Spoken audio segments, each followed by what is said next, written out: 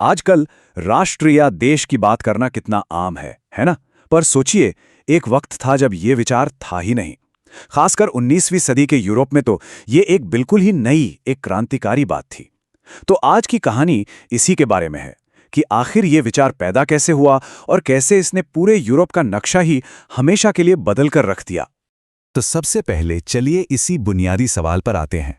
आखिर एक राष्ट्र बनता कैसे है? क्या एक जैसी भाषा बोलने से, या एक जैसी संस्कृति होने से, या फिर एक साझा इतिहास से? यही वो सवाल है जो इस पूरी ऐतिहासिक कहानी के केंद्र में है। और यहीं से निकलती है राष्ट्रवाद की सीधी साधी परिभाषा। ये एक ऐसा विश्वास है कि जिन लोगों की भाषा, संस्कृति या इतिहास एक जैसा हो, उन्हें मिलकर अपना एक आज़ाद देश बनाना चाहिए। ये एक बहुत ही पावरफुल आइडिया था, जिसने लोगों को अपने राजा महाराजाओं के बजाय अपनी एक जैसी पहचान के प्रति वफादार बना दिया। तो आज हम इस पूरे सफर को 6 हिस्सों में समझेंगे। हम देखेंगे कि कैसे एक राष्ट्रों के बिना की दुनिया थी, फिर कैसे फ्रांसीसी क्रांति ने एक चिंगारी लगाई, पुरानी व्यवस्था ने इस पर क्या रिएक्शन दिया, और फिर क्रांतियों और नए विचारों का दौर कैसे चला। हम जर्मनी और इटली के बनने की कहानी भी देखेंगे, और आखिर में राष्ट्रवाद के एक खतरनाक पहलू पर भी नजर डालेंगे। चलिए शुरू करते हैं। तो चलिए सबसे पहले चलते हैं 18वीं सदी के बीच के यूरोप में। जरा उस दुनिया की कल्पना कीजिए। आज की तरह देशों की दुनिया नहीं थी वो दुनिया थी बड़े बड़े साम्राज्यों की, जहां तरह तरह के लोग एक साथ रहते थे। यूरोप उस समय कह सकते हैं कि राज्यों, डची और कैंटन में बटा हुआ था। मतलब एक ही साम्राज्य में, जैसे कि हैब्सबर्ग साम्राज्य को ही ले लीजिए। जर्मन भी थे, इतालवी भी, मैग्यार, पोल और न जाने कौन कौन। इनकी भाषाएं अलग, इनकी संस्कृति अलग। तो फिर इन्हें जोड़ता क्या था? बस एक चीज, अपने सम्राट के प्रति वफादारी। एक दूसरे से जुड़ाव या एक साझा राष्ट्रीय पहचान जैसी कोई बात उस वक्त थी ही नहीं। और फिर साल आया 1789 और सब कुछ बदल गया। फ्रांसीसी क्रांति सिर्फ एक बगावत नहीं थी, ये वो चिंगारी थी जिसने पूरे यूरोप में लोकप्रिय संप्रभुता और राष्ट्रीय पहचान के विचार में आग लगा दी। देखिए, हुआ ये कि सत्ता राजा के हाथ से निकलकर सीधे लोगों के हाथ में आ गई। लापात्री यानी पितृभूमि और ले सिटेयन यानी नागरिक जैसे नए विचार सामने आए। शाही झंडे की जगह ले ली नए तिरंगे झंडे ने, और तो और फ्रेंच को एक आम राष्ट्रीय भाषा बना दिया गया। ये सब कदम इसलिए उठाए गए ताकि लोगों में एक सामूहिक पहचान, एक हम की भावना पैदा हो। लेकिन कहानी यहां और भी दिलचस्प हो जाती है। इसी उथल पुथल के बीच से एक नाम उभरा, नेपोलियन बोनापार्ट। और नेपोलियन एक बहुत ही पेचीदा किरदार था। एक तरफ तो उसने क्रांति के विचारों को पूरे यूरोप में फैलाया, तो दूसरी तरफ उन्हीं विचारों को कुचला भी। तो नेपोलियन एक ही सिक्के के दो पहलू जैसा था। एक तरफ वो एक मुक्तिदाता था। उसने नेपोलियनिक कोड लागू किया, जिसने कानून के सामने सबको बराबर कर दिया, सामंती व्यवस्था खत्म की, प्रशासन को सरल बनाया। लेकिन दूसरी तरफ वो एक विजेता भी था। उसने टैक्स बढ़ा दिए, सेंसरशिप लगा दी और लोगों को जबरदस्ती अपनी सेना में भर्ती करना शुरू कर दिया। तो जो शुरू में आज़ादी का एहसास था, वो बहुत जल्दी दुश्मनी में बदल गया। अच्छा, जब नेपोलियन हार गया तो यूरोप के पुराने राजघरानों ने चैन की सांस ली। उन्हें लगा, चलो अब इस राष्ट्रवाद के जिन को वापस बोतल में बंद कर दिया जाए। उनकी पूरी कोशिश थी कि सब कुछ वैसा ही हो जाए जैसा क्रांति से पहले था। ऑस्ट्रिया के चांसलर थे ड्यूक मेटरनिच। उनकी एक बात उस दौर के डर को बिल्कुल साफ कर देती है। उन्होंने कहा था, जब फ्रांस छींकता है तो पूरे यूरोप को जुकाम हो जाता है। मतलब साफ था, उन्हें पता था कि फ्रांस से निकले विचार उनकी अपनी सरहदों में भी आग लगा सकते हैं।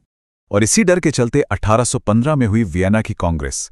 जिन ताकतों ने नेपोलियन को हराया था, ऑस्ट्रिया, प्रशिया, रूस और ब्रिटेन, वो सब एक साथ आए।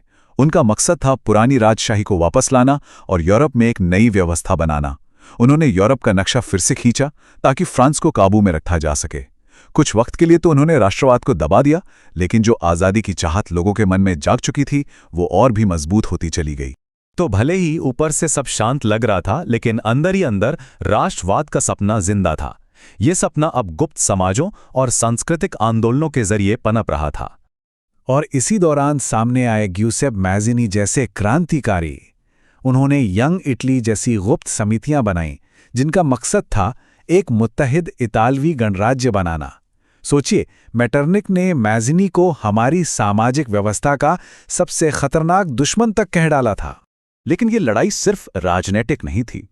एक और ताकत काम कर रही थी, रोमांटिसिज्म या स्वच्छंदतावाद। ये एक सांस्कृतिक आंदोलन था जिसका मानना था कि किसी राष्ट्र की असली पहचान उसकी भावनाओं, उसकी लोक कला और उसके साझा अतीत में छिपी होती है। और संस्कृति को एक हथियार की तरह इस्तेमाल किया गया। कलाकारों और कवियों ने ग्रीस को यूरोपीय सभ्यता का पालना बताकर उसकी आज़ादी के लिए समर्थन जुटाया। योहान गॉटफ्रीड हर्डर जैसे विचारकों ने कहा कि सच्ची जर्मन संस्कृति तो दास फोक यानी आम लोगों में मिलती है। लोकगीत, कविताएं, नृत्य ये सब राष्ट्रीय भावना के प्रतीक बन गए। यहाँ तक कि बटे हुए पोलैंड में रूसी शासन का विरोध करने के लिए अपनी भाषा बोलना ही देशभक्ति का काम बन गया था। तो अब कहानी उस मोड़ पर आती है जहां राष्ट्रवाद का ये विचार सिर्फ एक सपना नहीं रहा, बल्कि हकीकत में बदलने लगा। और इसके सबसे बड़े उदाहरण हैं जर्मनी और इटली का बनना। जर्मनी के एकीकरण की कहानी बड़ी दिलचस्प है। पहले 1848 में एक उदारवादी कोशिश नाकाम हो गई। फिर प्रशिया ने कमान संभाली राजा विलियम प्रथम के नेतृत्व में, और उनके मुख्यमंत्री थे ऑटो वॉन बिस्मार्क, जिनकी नीति थी ब्लड एंड आयरन यानी रक्त और लौह की। उन्होंने 7 साल में डेनमार्क, ऑस्ट्रिया और फ्रांस के खिलाफ 3 युद्ध लड़े और जीते, और आखिर में 1871 में वर्साई के महल में जर्मन साम्राज्य का ऐलान किया गया। तो अगर इटली और जर्मनी के एकीकरण की तुलना करें तो कुछ बातें साफ दिखती हैं। दोनों के पीछे एक लीडर स्टेट था। इटली के लिए सार्डिनिया पीडमोंट और जर्मनी के लिए प्रशिया। दोनों ने युद्ध और कूटनीति का इस्तेमाल किया, लेकिन उनके मुख्य चेहरे अलग थे। इटली में काउंट कायवूर और जर्मनी में, जैसा कि हमने देखा, ऑटो वॉन बिस्मार्क। तो यहाँ एक जरूरी बात समझने की है।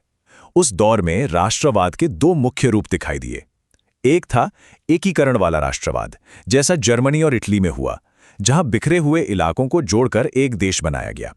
और दूसरा था स्वतंत्रता वाला राष्ट्रवाद, जैसा ग्रीस या पोलैंड में देखा गया, जहां विदेशी शासन से आजादी पाने के लिए संघर्ष हुआ। लेकिन कहानी का एक आखिरी और शायद सबसे अहम मोड़ अभी बाकी है।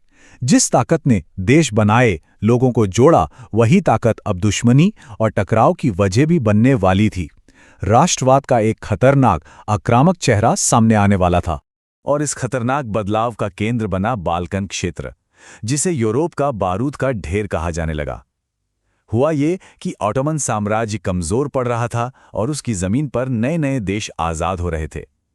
अब इन नए देशों और यूरोप की बड़ी ताकतों के बीच अपना दबदबा बढ़ाने की होड़ लग गई, जिससे हालात बहुत विस्फोटक हो गए।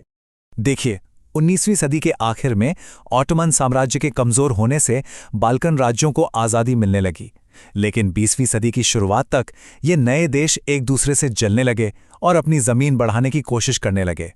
ऊपर से रूस, जर्मनी, ब्रिटेन जैसी बड़ी ताकतें भी इस क्षेत्र में अपना असर बढ़ाने के लिए आपस में लड़ रही थीं। और आखिर में 1914 में यही राष्ट्रवादी तनाव इतना बढ़ा कि इसने पहले विश्व युद्ध की आग लगा दी। तो अंत में ये एक बड़ा सवाल हमारे सामने आता है। राष्ट्रवाद ने ही आज की दुनिया बनाई, इसमें कोई शक नहीं, लेकिन क्या यही वो चीज़ हो सकती है जो इसे तोड़ भी दे? इतिहास हमें दिखाता है कि ये ताकत जोड़ भी सकती है और तोड़ भी सकती है, बना भी सकती है और भयानक तबाही भी ला सकती है। ये एक ऐसा सवाल है जो आज भी उतना ही मौजू है।